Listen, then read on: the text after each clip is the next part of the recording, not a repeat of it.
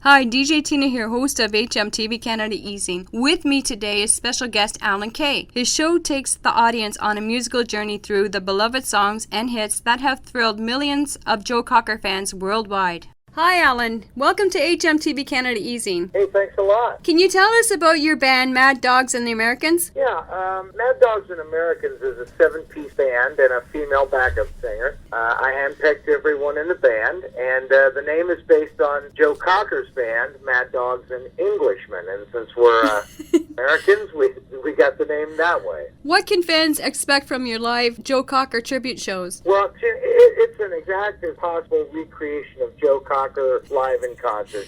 We try to show you exactly what you'd see if you went to see Joe Cocker himself. Can you elaborate how some fans think that Alan Kaye is a real star? Yeah, I was playing at the Four Seasons Ballroom in Chicago, Illinois for a private show of about 400 people, and some couples came into the ballroom late, and they didn't realize that I was just performing as Joe Cocker, and when I left the stage that night, several of these jet setters came up with their cameras and said, Joe, we want a picture with you. We were in Europe last fall and got your concert in Germany, and the couple beside him said, we saw you in New York last year, loved it. We'd never miss one of your shows.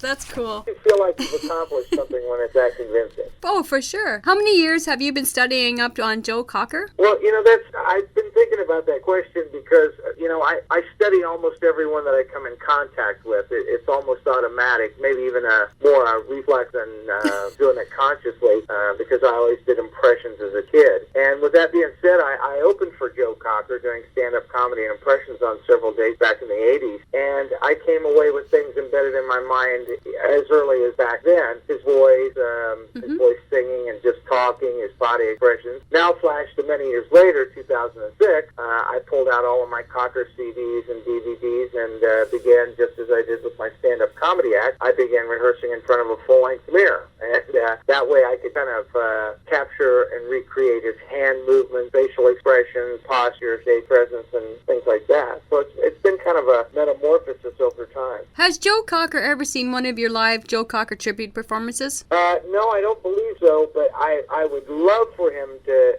see me and hear me do my portrayal of him, and I would love to hear his appraisal of my performance because when I opened for him as a stand-up comedian, he enjoyed my show. And my experience has been that there's a lot of people out there poorly attempting an impression of Joe Cocker, and it's usually over-exaggerated, and in my mind, it's disrespectful. And I never respected John Belushi's impression of Joe when Joe was the musical guest on a Saturday Night Live episode years ago, and I just thought it was so rude, and they would have never done that to Paul Simon or George Harrison or any other featured guest performer. So I thought it was bad taste for them to do it of Joe. And when I portray him, I try to portray him. It's not caricature by any means. It's acting and it's portraying the actual man. Have you been on the road touring with Mad Dog and the Americans, and do you have any funny stories to tell? Yeah, we're doing mostly short hop in the Indiana, Ohio, Kentucky area of the United States, and we're based out of Indianapolis. And I've been contacted by several agents who seem to be pretty keen on traveling this act farther and farther away. So I'm excitedly waiting for the offers and the negotiations to begin because I love the road, always have and always will, and life on the road is definitely bizarre at all times.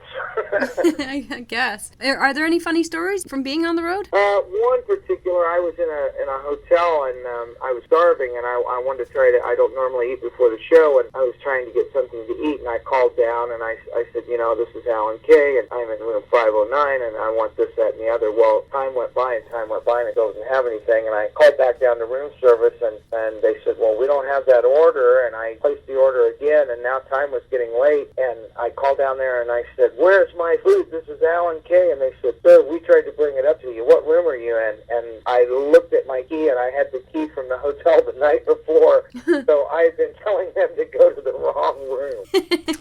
That is you get on the road, you lose track of days and where you are, I guess. Yeah, that's funny. Yeah, you do. You lose track of time and the days and where you're going to be stationed at. That's true. Have you opened up or shared the stage with any other great artists or musicians? Oh, yes. I've been quite fortunate in my life. I really have. As a stand-up comedian / impressionist, I've toured with and or opened for 75 major musical acts in the USA and Canada. Acts like in jazz, Al Jarreau and Najee and Emmylou Harris in country and Gordon Lightfoot, wow. the Guess Who. And most notably, 4 years in a row, I was the opening act for the group Chicago, which was my first chance to actually tour throughout Canada as Chicago's opening act. And we played Maple Leaf Gardens in Toronto and CNE Bandshell in Toronto, and we played Winnipeg and Calgary and Vancouver, and I got to experience Canada in a really nice way because the guys in Chicago have been so successful, and they stay in the best places and eat at the best places. So I really got to experience your country in a really beautiful way my very first time there. Which venue stands out in your mind as being one of your favorites?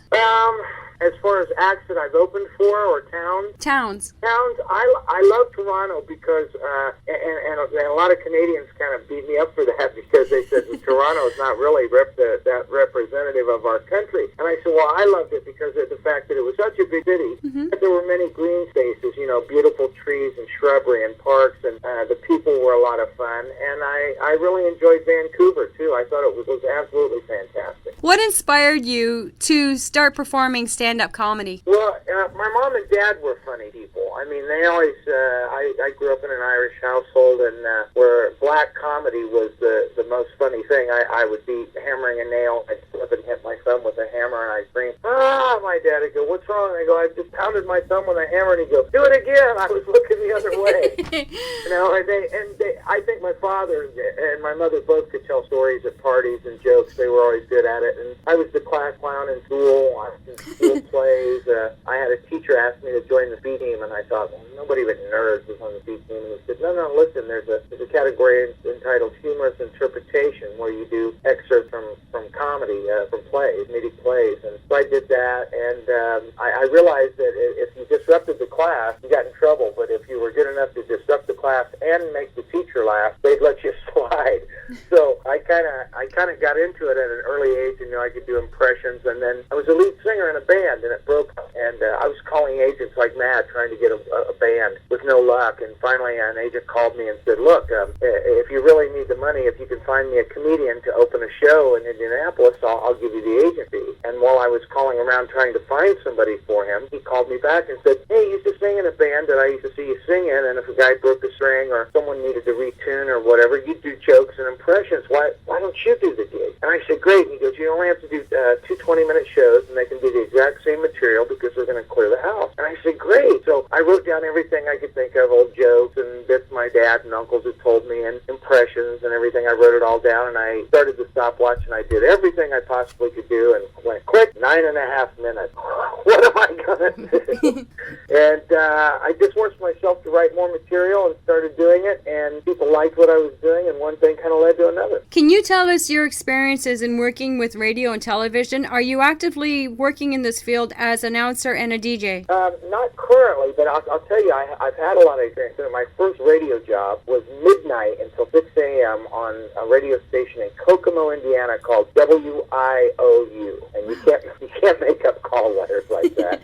It was top 40 songs, and I worked there for a while. I worked at a station in Florida, and ended up co-hosting a morning show in Dayton, Ohio, a top 50 market in the U.S., and did character voices and bit voices for KTSU in Fort Worth, Dallas, and it was one of the top 3 markets. So I've used my voices in a lot of commercials and things like that, and been a radio host, and it's rather confining. So I really enjoy my freedom as doing my Joe Cocker show right now. What is your opinion on the radio industry today? Do you think with all kinds of internet radio stations popping up on the net, it's becoming like the music scene where there's millions of bands out there selling 100 records? Well, I think the real shame is most radio DJs don't have any artistic control over the music selections they play. So what you get is a playlist littered with the same 20 or 30 songs. And when I first got hired in radio, your knowledge of the artist that the station's format played was part of getting the job. If you were looking for a job in classic rock radio, they wanted you to know about classic rock artists and who played with what and what the hot songs were, so that you picked the music. And nowadays, DJs are handed a list, and they have to play them. And as far as the future, trends in music, as well as the medium that they're being sold in, is forever and will be forever constantly changing. I mean, we've seen vinyl, 8-track tape, reel-to-reel tape, cassette, CDs, now media files. You know, who knows what's next? I think all the good songwriters need to be heard through any and all media that they possibly can be heard on, through whether it's the internet or whatever. But the way the system's set up now, to get the commercial airplay and to get the commercial sales, you need a label that knows how to promote well and work well with radio stations, and a label that has the clout to have large distribution, because you can go out and make your own album, but if you only sell it to 50 people in your hometown, you're out of luck. It needs to be distributed. So unfortunately, that's one of the things, that one of the evils of all show business is that there are agents and managers that control a lot of the flow, and who represents you is the big deal. And you know, there's a lot of internet radio stations out there. Absolutely. Yeah, lots of them are cropping up. I just wonder, do you think that there's a big competition going on with internet radio right now? I think good internet radio needs to be heard, and I think I would be wondering how do you go about marketing it? How do you get the word out and let people know that you've got a good product? And I think it's great, because I think the more radio stations are out there, I think people will begin to become more and more competitive and try to please the listeners again, instead of pleasing some corporate consultant. Yeah. One thing I found about some of these internet radio stations is that they're very profound with their language, the use of language. Yeah, and you know what? Here's what I think. I think good radio is good radio, and I think it doesn't have to be in any special niche, and I don't think you have to shock people or be too wild or too this or that or the other. I think you just need to be entertaining, and I think that's the problem with a lot of corporate commercially run radio, is that it's become so robotic and so mechanical that it doesn't seem to be a lot of fun. It just seems to be the repeating of a lot of the same songs. I noticed too, some of the internet radio stations that I tune into, there is a lot of drama that you listen to. Well, and I think that a lot of that's manufactured too, because of the fact that they think that just like newspapers, that shocking things and revolting things and totally bizarre things and to get people's interest more than just say good news stories. While working in this field, did you find it very competitive? And what was your strategy to become different and stand out from your competitors? Well, as a comedian, I did a lot of impressions to set me apart, so that I wasn't just being funny, I was also doing voices. And in radio, I wasn't just a player of songs. I wrote and produced and performed character voices and comedy bits to air, and tried to do research on the artists that I was playing, so that I would be informative as well as funny. And when I got into the Cocker business, I actually got into performing as Joe Cocker, because there really are hundreds of thousands of comedians, but there aren't that many people doing Joe Cocker. And out of the people that are doing Cocker, how many can do it to the very best of their ability, and can they do it better than I? And I like to think that I've really got a corner on the market, because I've given it so much of my time and effort. So I've always, in any form of show business, you know, you've got to be competitive, and you do have to have something that does set you apart from others, or you'll just be one of the others. Would you say that one of the competitive things is coming up with something really original and staying professional at the same time in radio? Yes, I would, because you know what? We don't need a bunch of cookie-cutter sound-alike people. I mean, I think people with, for instance, years ago, they used to really crack down on, program directors would crack down on people with certain regionalisms in their language, or certain colloquialisms or accents in their voices. And to me, I think, you know, that's what the world is. It's different voices and different sounds, and I just think that the people that know how to let their true personality come out over the airwaves are the people that are going to be endeared, and people will say, yes, I want them in my car, and I want them in my house, and I like this person. Because I've listened to a couple of internet radio stations, and I mostly listen to mainstream, which is Q107. I've been listening into that station all my life. That's in Toronto. But some of these other internet radio stations, they're not regulated in language. I don't know if they're licensed. I know there was a lot on RIAA issues with regard to royalty fees and submitting. But some of these DJs that come into these stations, they're very dramatic. They talk about their personal life. Yeah, and you got to sit there and say to yourself, now, is this entertaining as a listener. If I were in my car, say, going down the road, what this person's talking about, am I being entertained, or am I itching to push the button and move on to something else? Some of it we found funny, but some of it we did turn off. Like, there's an off button. We just didn't want to listen to that anymore. Okay, there you go. Because sometimes, as a student, I'm into broadcasting school right now, and we try, the very first thing our teacher taught us was that when you come up with a script, that is your legal document to what you and the band, between you and the band, that's your legal document of what's being said. Now, is that true in what the teacher's saying? Well, I think everyone should operate with a contract. When I was a DJ, I was a DJ at a company, and I had a very lucrative contract. And a new company came in and pushed their way in and fired a lot of people and tried to get me to quit, and finally ended up firing me. And because I had a contract, I took it to the court, and the court upheld the contract, and they had to end up paying me.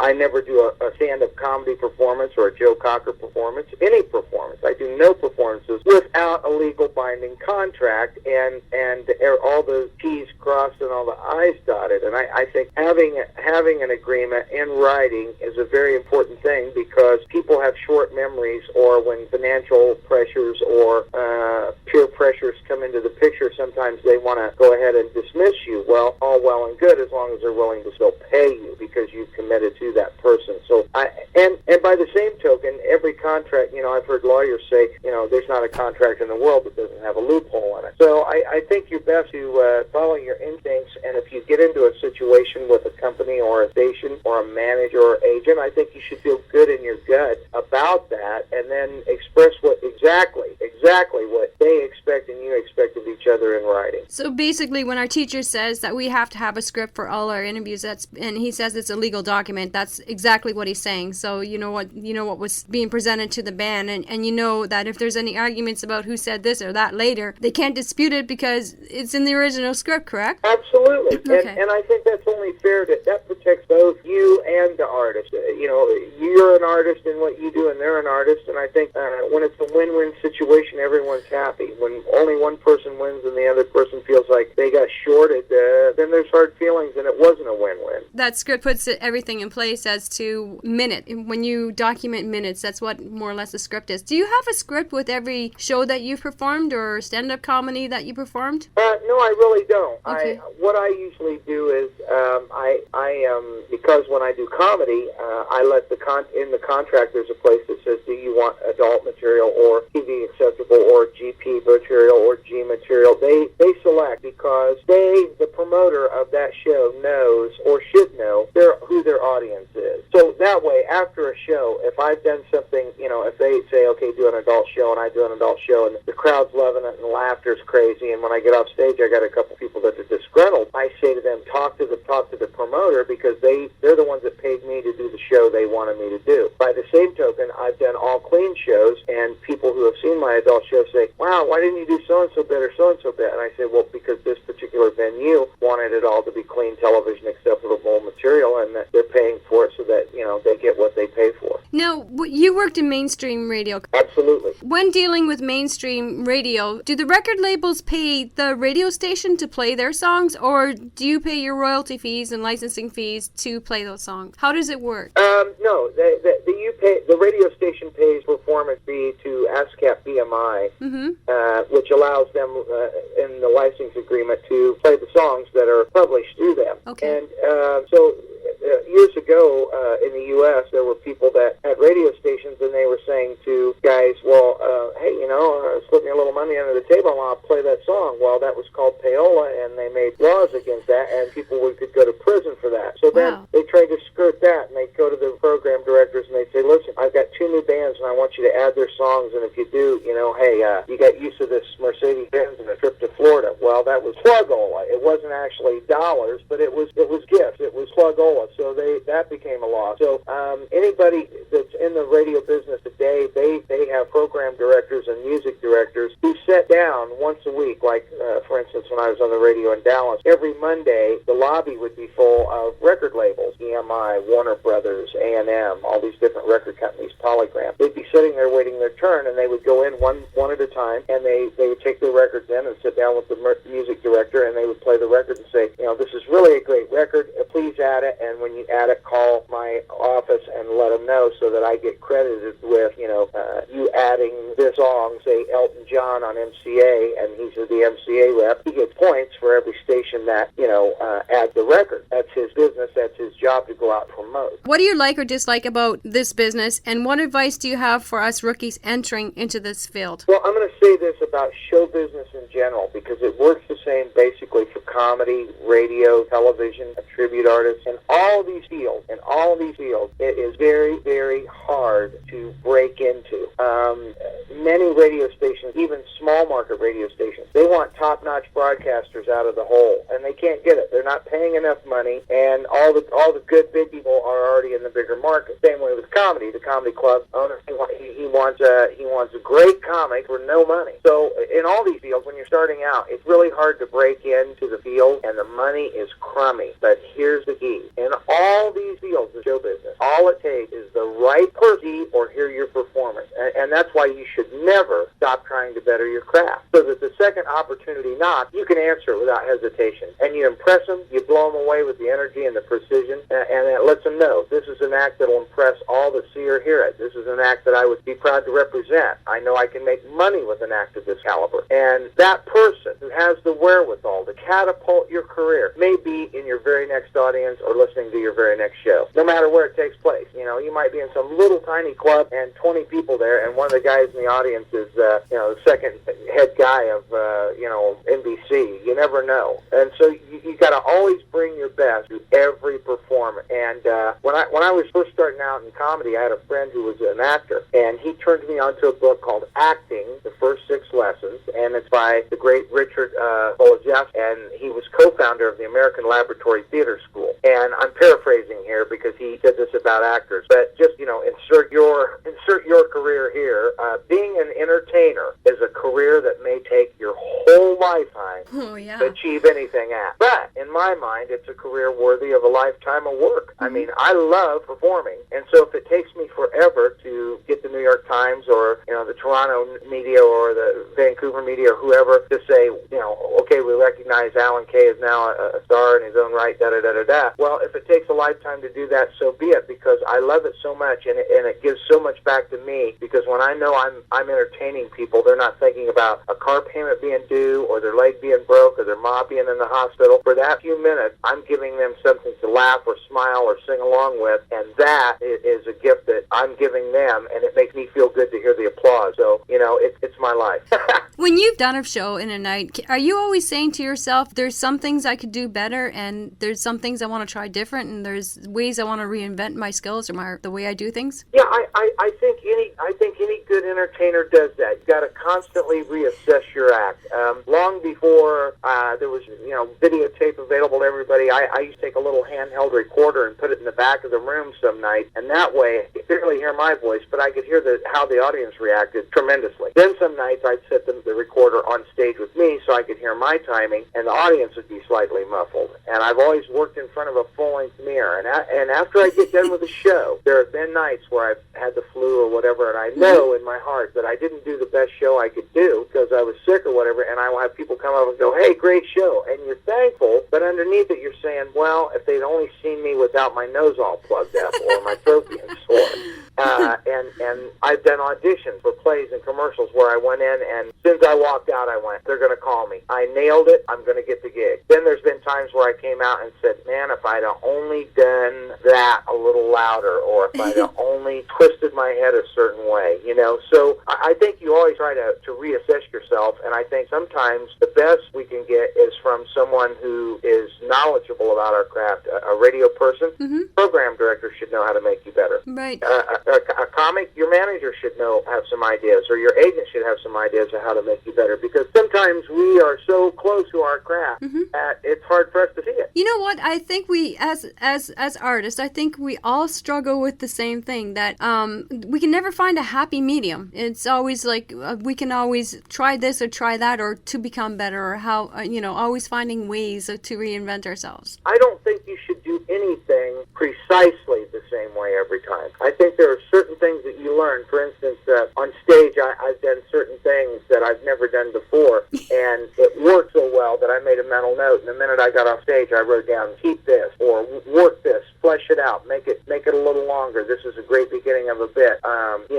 But like with Cocker, every night I'm trying to imagine what they're seeing looking at me, not what I'm doing. I'm trying to visualize me from the audience and say, would I believe this was Joe Cocker? Yes, I would. Then I'm happy and I've had a good night. Even the musicians and painters go through the same thing. And like you said, unless you get feedback, it's really hard to know the difference, right? And the audience is the ultimate feedback, because you know what? There are program directors that are wrong. There are managers and agents and art directors and record producers that are wrong. There have been acts that I thought were going to be humongously huge and never were. And there were acts that I thought, these guys stink. They're terrible. And in 6 months, they were worldwide making millions. So the audience ultimately is going to give you the answer if you've got your compass on the right track or not. I know just from being in this business, like I'm just learning everything there is to know about radio and just getting started. But I think I found my niche when I started interviewing bands and different people. I really love doing what I do. And I think a lot of it shows. You always do better at what you feel comfortable Yeah. at. It's like I've had comedy writers, and very few of them have been able to tell me stuff that I'm happy with because they're writing for someone else. When I write a bit, it's a personal experience. It's something that I've lived through or fleshed out or imagined myself. So, I relate to it much better, and you obviously feel comfortable talking with people and asking the questions, and maybe, only you can answer if it brings you the joy that you're looking for in radio, and if not, then maybe you need to spin records or do news or sports or whatever. Try to do it all. Yeah, that'd be awesome. Well, we're just starting out in the field, so last year I found my niche when I was interviewing people. It's become a riot and a lot of fun, and that's the way I look at it. Yeah, there's because I've been spinning music in school, and they, like you said, they do have a playlist, and you have to play what's on their playlist. And unless you don't know their artist, well, then you're pretty much like a robot. I love interviewing people and getting them that promotion and asking them the questions per se. That's where you should be. Yeah. Where you're happy. Life is not necessarily about money. Money is not the yardstick for achievement. Do you plan on starting to write any books or novels based on the life and times of Joe Cocker? No, but one thing I do want to talk about that I think that is very interesting. There's a group called Galt Festivals, and people can look it up on the net at www.galt, G-A-L-T, festivals, all one word, .com, galtfestivals.com, and the people are located in northern Illinois in the U.S., and on the 14th and 15th of August of this year, 2009, it will be the 40th anniversary of the original Woodstock concert. Awesome. And Galt Festivals is recreating Woodstock with all look-alike and tribute acts on August 14th and 15th, and we'll be appearing, me and my band, as Joe Cocker on August 15th, and the lineup is tremendous. So far, they've got people who are doing Janis Joplin, Jimi Hendrix, Santana, The Who, Crosby, Stills, Nash & Young, The Grateful Dead, and of course us as Joe Cocker. And it's really going to be a spectacular thing to celebrate the 40th anniversary of Woodstock with all look-alike and tribute acts. It's something that I don't think's ever been done. Yeah, I've never heard of that before. It's new. Yeah, it's gonna be great, and I'm sure that the turnout will be absolutely tremendous, and I'm really looking forward to it. Do you have any other favorite artists on your list and play covers for with Mad Dogs and the Americans? Well, some of the members of Mad Dogs and Americans and I have a cover band that we play around Indianapolis, Indiana with called Alan Kaye and the Tunes, and we do a lot of impression songs. We do Tom Petty, and we do the Allman Brothers, and we do some Van Halen because I'm a big David Lee Roth. And I just like screaming stuff like, I brought my pencils, give me something to write on, Mm-hmm. And we have a lot of fun doing, because I did so many impressions in my stand-up comedy as a cover band. A lot of the cover bands are kind of stiff, even if they're good musically. And so we throw a little comedy, a little impressions in, and do the tunes just like the records, and I do the singing impressions, and we have a lot of fun doing it. Can you give me a bumper, say like your name, and you're tuned into HMTV Canada Easing? Got it. Hi, everyone. This is Alan Kaye, and you're tuned to HMTV Canada Easing, and I'm sure that you're glad you did. Have you played or acted any other famous artists other than Joe Cocker? Oh, yeah. When I was doing stand-up comedy, I had the good fortune of living in Dallas, and believe it or not, I met a lot of Canadians in Dallas. And when I was playing there, I played places in Dallas like the Agora Ballroom and the Longhorn Ballroom and Reunion Arena, and I opened for Al Jarreau, Emmylou Harris, Gordon Lightfoot, Jay Leno, The Temptations, Peter Tosh, King Crimson, Leon Russell, John Prine, on and on and on. Over 75 major acts, and like I said, toured 4 years in a row with Chicago. So I've got to meet some of the people that, I used to sit around as a teenager and listen to their music, and all of a sudden I was sharing the stage with them, and it was a real thrill for me. Have you ever done any impressions of Ozzy Osbourne?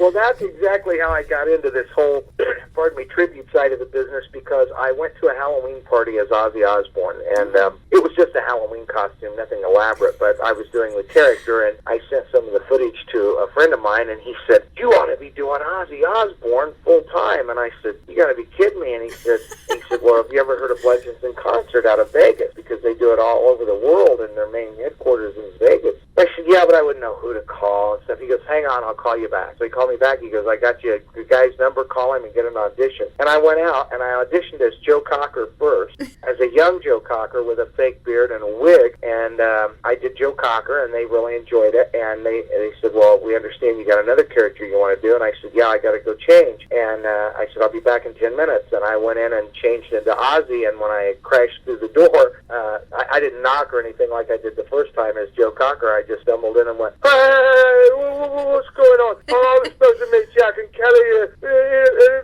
Sharon!" And they just all started laughing, and I just impromptu did 5 minutes of bumbling Ozzy, and they said, "You got the job as Ozzy Osbourne. You start next month." And so I was only going to do 30 days as Ozzy, and I ended up doing almost a full year at the Hard Rock Casino in Hollywood, Florida as Ozzy Osbourne. And the first day that I came in full makeup and the wig and the fake tattoos and the whole deal, I walked through the casino with the people from Legends walking about 10 feet behind me, and the security at the Hard Rock, they're used to the real stars being there. So the security guys with the buds in their ear was going, "Get around the slot machines and move those people back. Ozzy Osbourne's coming through, and we don't want anybody bothering him." So they were even convinced I was Ozzy. Oh, I thought it was amazing. It was absolutely amazing. Do you find that when these opportunities come your way, that they come at the spur of the moment when you least expect it? Absolutely. When I got the Chicago tour, for instance, as I said, I was living in Dallas, Texas at the time, and I had been doing a lot of opening act slots, the Agora Ballroom in uptown, for acts like Phoebe Snow and Leon Redbone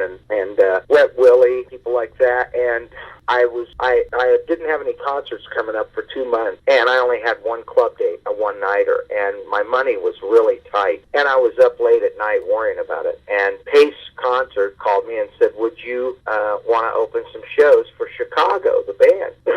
This will be their comeback tour." This was 1982. And they said, "You'll do the first 3 concerts of their whole tour, and that will be New Orleans, Houston, and Dallas. And you'll end up in Dallas, and that's where you live, so we'll pay your airfare." And we agreed on a price, and I went to do it. I didn't realize it, but the band had been watching me from backstage the first night. And the second night, the rest of them came out and watched me, and they decided that they were going to hire me to do the whole tour. So when I got to Dallas, it was 2 shows, because it was their comeback tour, and they weren't selling that many tickets, so they were playing smaller places and doing 2 shows. And in between the 2 shows, my wife and my friends who had come to the show said, "Well, we're going to go home, and we'll see you later." And I said to my wife, "I'll see you after I'm done with the second show." So I did the second show, and when I got done, I packed my props up and all my comedy clothes, and I was standing in the backstage area, and the manager walked by, and I said to him, "Listen, if you ever need an opening act again, please call me. I'll fly anywhere. I love working with this act. It's like a dream come true to me, because these guys are heroes." And he said, "Well, you did such a great job. I guess you got about 2 hours, 10 minutes. And I said,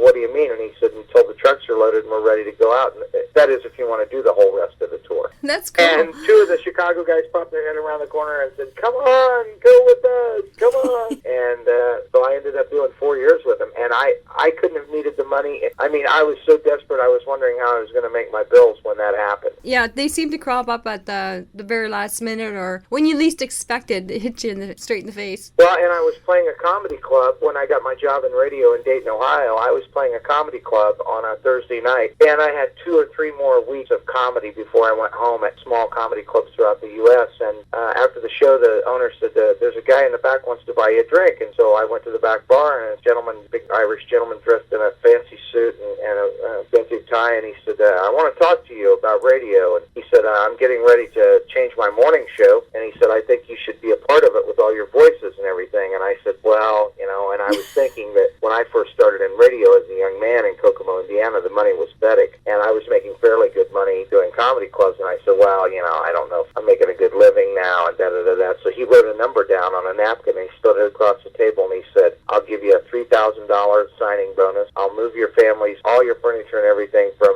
Dallas to Dayton. I'll put you up in a house because our station has realtors that advertise with us. They can work you out a really good deal, and we'll pay your rent till you find a house, and here's how much you're going to make a year with full insurance for your wife and kids." And I looked at the number, and I about died. And inside I was going, yeah, and outside I said, "Really? And this is a valid offer?" And he, "Yeah." And I said, "Well, this was like in September." Mm-hmm. I said, "Well, then I'll go do these other 3 weeks of comedy, and I'll gather my wife, and I'll be back after Thanksgiving." And he said, "No, if you want the job, you got to start Monday." Oh, wow. So I called my wife in Texas and said, "Sell the house. We're moving to Ohio," which is where she was originally from, so she had no problem with that. But there again, I was getting by on a club here, a club there, maybe go a month without a gig, then no gig, you know, and now here when I very, really, really needed it. And by the way, my wife was expecting our second daughter, and in fact, that was September that I took the job, and she got moved up there in November, and in February, the child was born. So we had insurance and everything for our child, and,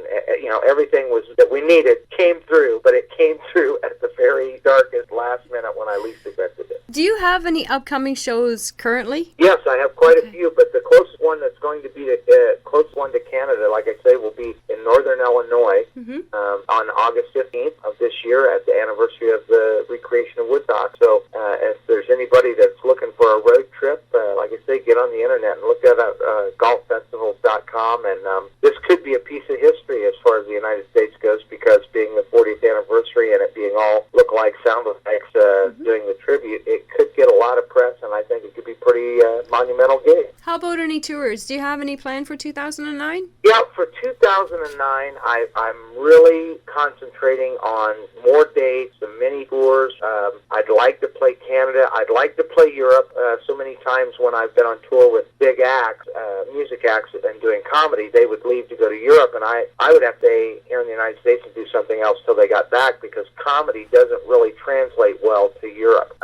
So I'd like to get dates for Europe and Canada this year, and the other goal is I want Mr. Joe Cocker himself to see my portrayal of him, because he's a definite hero to me and one of my favorite all-time singers, and I would just like for him to see what I'm doing. Is that your main career objective for 2009? Yeah, I would say so. More tours and Joe to see my show. Do you plan on producing or coming up with any tribute songs to Joe Cocker? I'm not really a songwriter. I would like to put out a DVD of myself, and I have a friend who does Tom Jones, a friend who does David Bowie, one who does Elton, and one who does Rod Stewart. And I would like to have a DVD of all of us doing a British invasion type show and put that out for people to see and hear. Other than having British Invasion show on a DVD, do you think you could have it as a regular television series? I think there are enough acts that perhaps one season a year of nothing but the best of lookalikes